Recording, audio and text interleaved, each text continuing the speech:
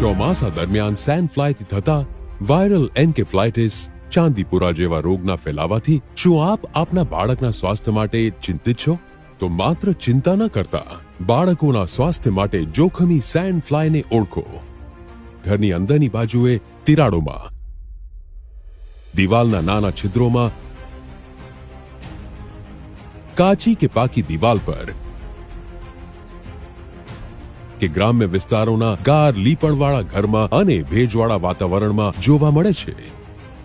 આ નરી આંખે જોઈ શકાય તેવી સામાન્ય માખી કરતા 4 ગણી નાની હોય છે અને જે ભેજવાળી જગ્યા અને વાતાવરણમાં ઈંડા મૂકે છે.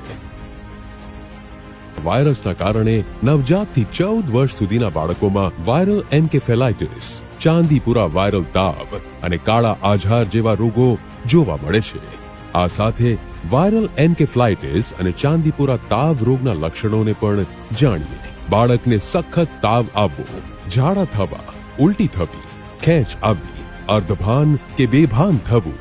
સેન્ડ ફ્લાયથી થતા રોગોથી બચવા માટે ઘરની દિવાલોમાં અંદરના તેમજ બહારના ભાગમાં રહેલ છિદ્રો તેમજ તિરાડોને પૂરવી તથા ઘરની અંદર શક્ય હોય ત્યાં સુધી સૂર્યપ્રકાશ અને હવા ઉજાસ આવે તેવી વ્યવસ્થા કરવી.